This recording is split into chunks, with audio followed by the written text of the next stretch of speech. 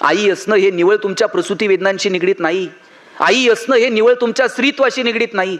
आणि आई असणं हे जर निवळ तुमच्या स्त्रीत्वाशी निगडीत असतं ना, 750 वर्ष 21 वर्षाच्या तरुणाला लोक माऊली म्हटले नसते. आई असणं ही एक भावना आहे आणि ती भावना आपल्याला जपता आली पाहिजे. मला वाटतं बोलायला काय लागतो, शब्द शस्त्र आहेत. तुकाराम महाराजांनी सांगितलं शब्द शस्त्र आहे.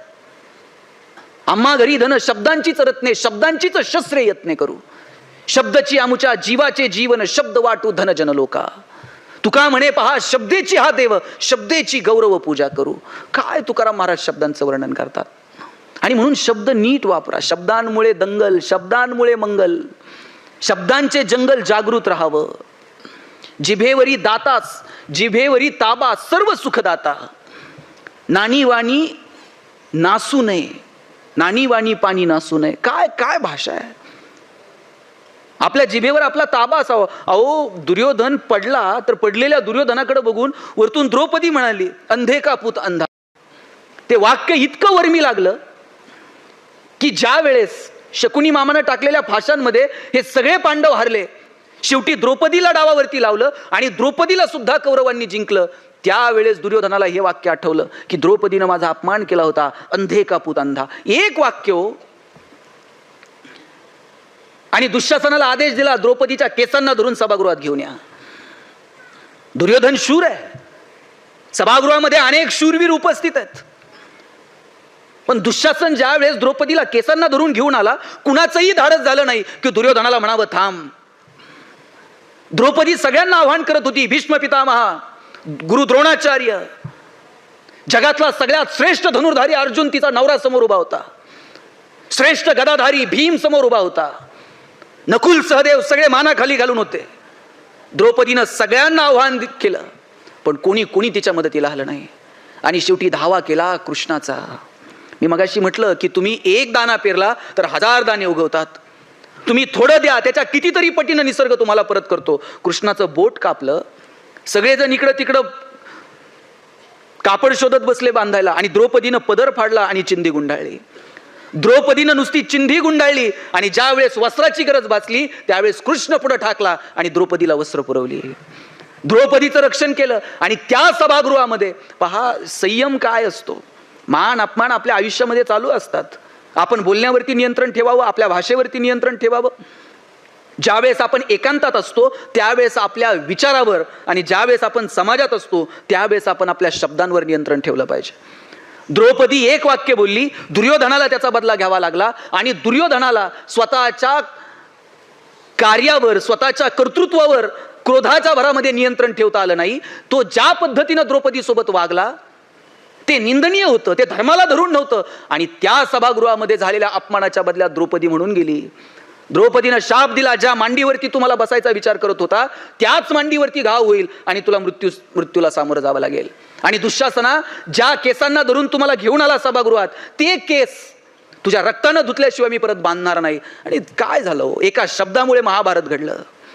मृत्यूचा तांडव असा समोर बघावा लागला. म्हणून नीट बोला, शब्द चांगले वापरा. नाही पटलं तर थोडंसं शांत बसा, संयमानं घ्या. आपल्याकडं संयमच नाही. कुणी आरे म्हटलं का लगेच का रे. प्रत्येक वेळेस प्रतिकारच केला पाहिजे असं नाही. कधी प्रतिकार करायचा, कधी प्रतिसाद द्यायचा हे कळायला हवं. मी असंच एकदा कार्यक्रमात म्हटलं, प्रतिकार नको प्रतिसाद द्या. ते 2-4 नवीन लग्न झालेले जोडपे आलते, त्यांना इतकं आवडलं त्यांनी असं डायरीत लिहून घेतलं, प्रतिकार नको प्रतिसाद द्या. घरी गेल्यानंतर बायकोनं अशी आनंदाच्या भरात पर्स फेकून दिली. नवऱ्याच्या डोळ्यात डोळे घालून बघितलं आणि म्हटली मैं तेरे लिए मर जाऊंगी मिट जाऊंगी. बायको म्हटली मैं तेरे लिए मर जाऊंगी. नवरा म्हटला बघ कसं जमतंय तसं कर. म्हटला म्हटली हे काय. म्हटले ते मगाशी सरांनी सांगितलं ना, प्रतिकार नको. कधी प्रतिकार करायचा आणि कधी प्रतिसाद द्यायचा हे तारतम्य आपल्याला असलं पाहिजे. शिशुपालाच्या पहिल्याच अपराधाला भगवान श्रीकृष्ण सुदर्शन काढू शकले असते हो, पण संयम आहे, ताकद आहे कृष्णामध्ये. अरे पहिल्यांदा बोलला ना तिथेच शिशुपालाचा वध केला असता, पण तरी सुद्धा त्याचे 100 अपराध कृष्ण सहन करतो. हा संयम आहे. कुठे प्रतिकार करायचा, कुठं प्रतिसाद द्यायचा, मला वाटतं हे समजलं पाहिजे. आणि म्हणून मला ज्ञानोबांचा हेवा वाटतो, संतांचा हेवा वाटतो. ज्ञानोबांनी सांगितलं ज्याला ज्याला जे जे हवंय ते मिळू दे. तुकोबांनी सांगितलं तुम्ही तुमच्या शब्दांवरती नियंत्रण ठेवा. ज्ञानोबा तर सांगतात कसं बोला, साच आणि मवाळ, मितुले आणि रसाळ, शब्द जैसे कल्लोळ अमृताचे. काय लागतो गोड बोलायला? चांगलं बोलायला काय पैसे लागतात का? ज्ञानोबांनी सांगितलं साच आणि मवाळ, मितुले आणि रसाळ, शब्द जैसे कल्लोळ अमृतात. अरे अमृताचे कल्लोळ बाहेर पडावेत असं बोला. आपण कसं बोलतो? परवा पेशंट चेक करायला डॉक्टर आलते. डॉक्टर पेशंटला सांगत होते चांगलं चुंगलं खात जा, खाण्यापिण्यावर 2 रुपये खर्च करा. बायको बाहेर पळत आली आणि म्हणली डॉक्टर तुम्हीच सांगा, हे खायला प्यायला पैसे खर्च करत नाही. मग म्हणली असं डॉक्टरच्या मढ्यावर पैसे घालावं लागते. कसं बोलावं? साच आणि मवाळ, मितुले आणि रसाळ, शब्द जैसे कल्लोळ अमृताचे.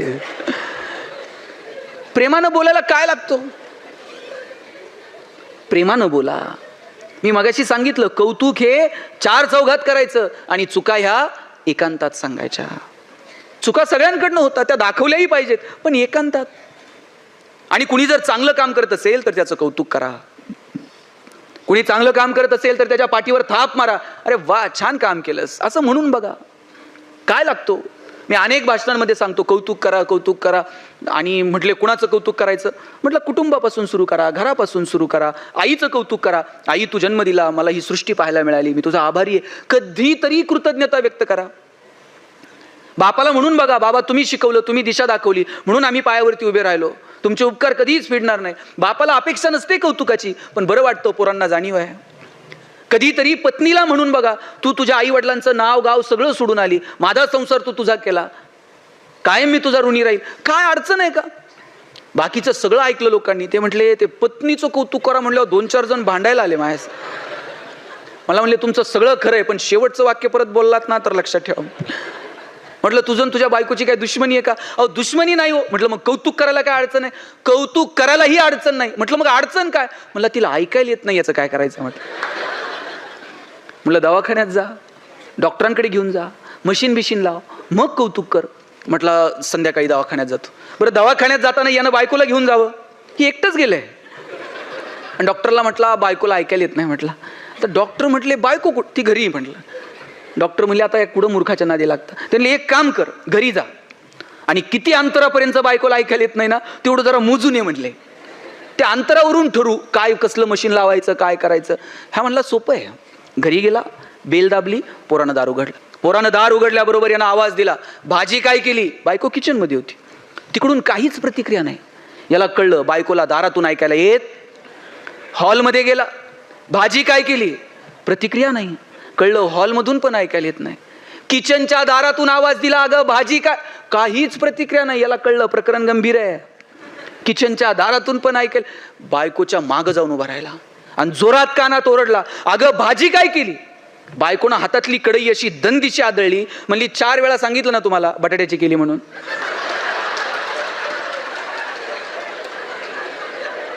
काहींना घरी गेल्यावर कळलं मला काय म्हणायचं. साहेब 20 वर्ष ह्याला ऐकायला येत नव्हतं, तिने कसा संसार केला असेल मला सांगा. काय मित्रांच्या चुका नाही शोधायच्या, कधीतरी आत डोकावून बघा हो. आपल्याकडं पण काहीतरी असेल. आपल्याला फक्त इतरांच्या चुका काढता येतात. त्यांना असं केलं, कधी आपण कसे वागलो हे आपण कधी ठरवलंय का हो? आपल्यालाही ठरवता आलं पाहिजे की आपण नेमकं कसं वागतो. इतरांचं कौतुक कुणाच्या तरी आयुष्यामध्ये आपल्यामुळे आनंद निर्माण झालाय का असे प्रसंग फक्त आठवून बघा. आणि कौतुक कुणाला आवडत नाही हो मला सांगा? सगळ्यांना कौतुक. अहो भगवंताला कौतुक आवडतो.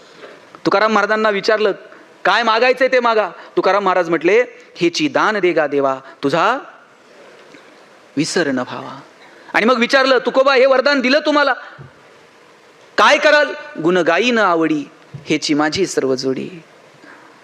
या बदल्यात तुम्हाला काय देऊ? न लगे मुक्ती धन संपदा संत संग देई सदा. तुका म्हणे गर्भवासी सुखे घालावे आम्हासी. अहो भगवंताला सुद्धा त्याचं कौतुक आवडतं. तुकाराम महाराज म्हटले आयुष्यभर तुझं गुणगान गात राहू. हे मागणं आहे हो भगवंताकडे. मला वाटतं देवाकडे काय मागायचं ना हे सुद्धा आपल्याला ठरवता आलं पाहिजे. सगळ्यांना कौतुक आवडतं म्हणून चांगलं काम करणाऱ्या माणसाचं कौतुक करा. कुणाचं चुकत असेल तर त्याला एकांतामध्ये त्याच्या चुका सांगा. आपण किती जणांच्या जगण्यामध्ये आनंद निर्माण करू शकलो हे आपल्या अंतर्मनात आपल्याला डोकावून शोधता आलं पाहिजे. किती लोकांच्या जगण्यामध्ये आपल्यामुळे काही बदल झालेला आहे त्याचा एक अंदाज आपल्याला आपल्या आयुष्यात कधीतरी लावता आला पाहिजे. बघा, 4 काडक्यांचा संसार तर पशुपक्षी पण करतात, आपली आपली घरटी तर सगळेच जण बांधतात, पण इतरांचं जगणं सुंदर व्हावं याच्यासाठी धडपडणं, यात काहीतरी वेगळी मजा असते. आणि मला वाटतं ती मजा आपल्याला घेता आली पाहिजे. आपल्यामुळे कोणाच्या तरी चेहऱ्यावरती आनंद निर्माण होणं, काय मजा हो ह्याची. एखादी गोष्ट आपल्याला नाही मिळाली पण ती इतरांना मिळावी याच्यासाठी धडपड करणं, मला वाटतं त्यात एक वेगळं सुख आहे आणि ते सुख आपल्याला अनुभवता आलं पाहिजे. गाडगेबाबांचं नाव डेबू. आणि ज्या वेळेस बाबा लहान होते, लहान असताना तो मालक जिथे ते काम करायचे, दिवाळीचा सण होता आणि मालकात पुरणपोळी खात होता आणि गाडगेबाबा असे दारात उभे होते आणि बाबांनी विचारलं, डेबू काय बघून राहिला? बाबा म्हणले, काय नाही जी, तुम्ही जशी तुपासंग पोळी खाताय ना तशी मला पण खायची जी. मालक म्हणला, डेबू तुला पोळी खायची आहे? थांब म्हटलं. आत गेला, काट्याचा फोक घेऊन आला हातात आणि म्हटलं, तुला पुरणपोळी खायची ना, हात पुढे कर. बाबांनी असे हात पुढे केले. त्या मालकानं काट्याच्या फोकानं बाबांचे हात फोडून काढले. काटे असे हातात शिरले, नखशिखांत वेदना झाल्या. बाबा दगडावरती जाऊन बसले आणि हातातले काटे काढत होते. रस्त्यानं जाणाऱ्या एका माणसानं विचारलं, डेबू काय करून राहिला? बाबा म्हणले, काय नाही जी, मालकानं दिलेली पोळी तुपासंग खातो ना जी म्हटले. पण बाबा म्हणले नाही की मालकानं मला मारलं मला. आणि हाच डेबू जेव्हा गाडगे बाबा झाले, एक व्यापारी बाबांकडे गेला आणि म्हटला, बाबा मला तुमचं कीर्तन गावात ठेवायचं. बाबा म्हणले, तू मोठा व्यापारी आहे, मी तुझ्या गावात येईल की. बाबा जायचे, कोणत्याही गावात कीर्तनाला गेले, हातातल्या खराट्यानं सगळं गाव स्वच्छ करायचे, मग कीर्तनाला उभं राहायचे. बाबा म्हटले, मी तुझ्या गावात कीर्तनाला येईल, पण माझी एक अट आहे. म्हटले, तू मोठा व्यापारी. म्हटले, काय बाबा? मी कीर्तनाला येईल पण सगळ्या गावाला पुरणपोळीचं जेवण खाऊ घालशील का? म्हटले, बाबा तुम्ही येणार म्हटल्यावर एक काय 10 गावाला पुरणपोळीचं जेवण खाऊ घालील की म्हटलं. बाबा कीर्तनाला गेले, हातातल्या खराट्यानं गाव स्वच्छ केलं, कीर्तनाला उभे राहिले. गोपाला गोपाला देवकनिंदन गोपाला, आनंदात सगळं गाव नाहून निघालं. कीर्तन झालं, लोकांनी पंक्ती धरल्या, त्या पंक्तींमध्ये उतरून बाबा स्वतःच्या हातानं लोकांना पुरणपोळी वाढत होते. आपल्याला पुरणपोळीचा घास खाता आला नाही, पण हजारो लोकांना पुरणपोळी मिळावी म्हणून बाबा स्वतःच्या हातानं ती पुरणपोळी लोकांना वाढत होते. कीर्तन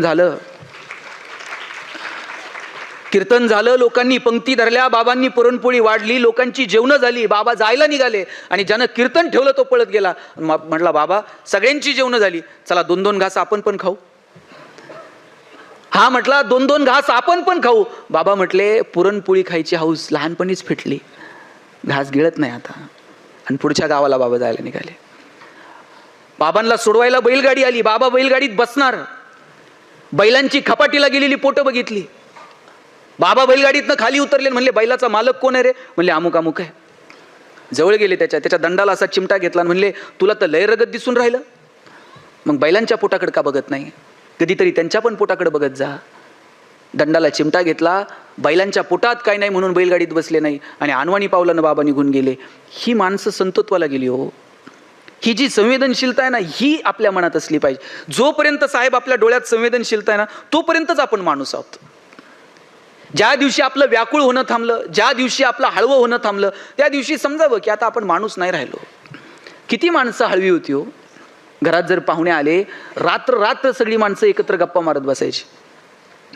आमच्या वडिलांच्या आत्या वगैरे जर आमच्या घरी आल्या ना मुक्कामी, अहो रात्र आम्ही सगळेजण गप्पा मारत बसायचो. 2 दिवस जर पाहुणे थांबले आणि 3ऱ्या दिवशी जर जायला निघाले, सगळं घर एसटी पर्यंत पाहुण्याला वाट लावायला येत होतं. आणि मग पाहुणा गाडीत बसला आणि पाहुण्यानं नुसता खिडकीतनं हात केला, टाटा केला, तरी सोडवायला आलेल्या लोकांचे डोळे पाणावत होते. इतकी माणसं भावनिक होती. एसटीला सोडवायला आलेल्या लोकांचे डोळे पाणावत होते. आता मी बघतो, लोक अंत्यविधीला जातात, तिकडं प्रेत जळत असतं आणि लोक इकडं मोबाईलमध्ये खेळत असतात. किती आम्ही भावना शून्य झालो. भगवान श्रीकृष्ण असा करंगळीवरती गोवर्धन उचलतात आणि ज्यानं करंगळीवरती गोवर्धन उचलला तो कृष्ण बासरी मात्र 2 हातांनी घट्ट पकडतो. आता ज्याला करंगळीवरती गोवर्धन उचलता येतो त्यानं बासरी तर अशी गरगर फिरवली असती हो, पण करंगळीवरती गोवर्धन उचलणारा कृष्ण बासरी 2 हातांनी घट्ट पकडतो. कारण काय माहितीये? कृष्णाला ठाऊक आहे, पराक्रम हा रणांगणात गाजवायचा असतो आणि नात्यांमध्ये प्रेम जपायचं असतं. आपण उलट केलं. आपण नात्यांमध्ये पराक्रम गाजवला आणि रणांगणात शस्त्र ठेवून दिले. परवा एक जण म्हणला 10 वर्ष झाले भावाच्या दारात गेलो नाही. काय पराक्रम आहे? तो मेल्यावर तुम्ही जाल, त्याला कळतं आता भाऊ आलाय. 10 वर्ष झाले बहिणीचं तोंड बघितलं नाही. शेवटची साडी चोळी भावाची असते, ती गेल्यावर तुम्ही जाल, तिला कळतं भाऊ शेवटची साडी घेऊन आलाय, आता रडतोय. ज्या बांधावरती काहीच पिकत नाही त्या बांधावरती 2 भाऊ आयुष्यभर भांडत राहिले. बरं, दोघांच्या भांडणात वकील 2 एकर विकत घेते, पण एकाच आईच्या पोटी जन्माला आलेले 2 भाऊ नको नको त्या गोष्टींवरून भांडत राहतात. अरे कुणीतरी एखाद्यानं मोठ्या मनानं माफ करून टाकावं, कुणीतरी एखाद्यानं माफी मागावी. क्षुल्लक गोष्टी आहेत, संपून टाकाव्यात चर्चेनं. पण आमचा अहंकार आडवा येतो आणि मग नाती सुद्धा राहत नाहीत. भावाभावामध्ये, बहीण भावामध्ये, नात्यांमधले जर प्रेम कमी झालं ना, त्याला कारणच मुळात आमचा अहंकार आहे. ते प्रेम टिकलं पाहिजे तर आम्ही माणसं आहोत. ज्ञानेश्वर महाराज समाधीला जायला निघाले आणि निवृत्ती महाराज रडायला लागले. अरे रडणाऱ्या निवृत्ती महाराजांना विचारलं, नामदेवराय विचारतात, निवृत्ती दादा डोळ्यात पाणी का? आकाशात कितीतरी तारे येतात आणि निखळतात, आकाशाला त्याचं का दुःख वाटावं? निवृत्ती महाराज पुढे आले आणि म्हटले, नामदेवराया, आकाशात कितीतरी तारे येतात आणि निखळतात, आकाशाला त्याचं दुःख नसतंच मुळी.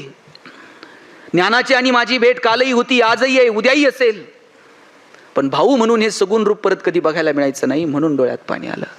काय म्हणावं या प्रेमाला? ज्ञानियांचे ज्ञानी, योगियांचे योगी असणारे ज्ञानेश्वर महाराज ताटी लावून बसले होते हो. आणि कुणी म्हणायचं ज्ञानोबांना ताटी उघडा, कुणी ते धाडस दाखवायचं?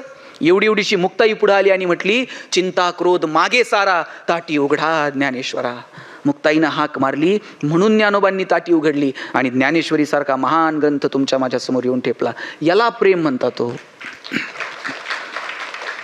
लेकरांना माणूस म्हणून जगता यावं म्हणून विठ्ठलपंत आणि रुक्मिणी झपदिशी आपला देह असा बुडून टाकला. हे प्रेम आहे. म्हणून नात्यांमधली जी गंमत आहे, नात्यांमधलं जे प्रेम आहे, ते जपता आलं पाहिजे. कामाच्या निमित्तानं आपण एकमेकांपासून दूर असू, पण आता सुविधा आहेत, कधीतरी बोललं पाहिजे, संवाद साधला पाहिजे, नात्यांमधला स्पर्श कायम असला पाहिजे. आठवून बघा बरं, किती दिवस झाले आपल्या आईसोबत स्पर्श नाहीये. 9 महिने आपण तिच्या पोटात होतो, आता 9 वर्ष झालेत आपण तिच्या पायालाही हात लावलेला नसेल. जोपर्यंत ती जिवंत आहे तोपर्यंतच स्पर्श आहे. नंतर कितीही मोठा फोटो करून घरात लावला आणि रोज त्याला हार घातला तरी आईचा स्पर्श परत आहे का? बापासोबतचा स्पर्श आहे का? आठवत सुद्धा. अहो, स्पर्शाची भाषा ही खूप पवित्र भाषा आहे. आपला तो स्पर्श असला पाहिजे. कधीतरी आईचा हातात हात घेऊन बघावं. आणि आई बापाच्या स्पर्शाला काय लागतो? आईच्या पायावर फक्त डोकं ठेवून बघा, आई असं काळीच काढून देते, माझं आयुष्य पण तुला लागू दे म्हणते.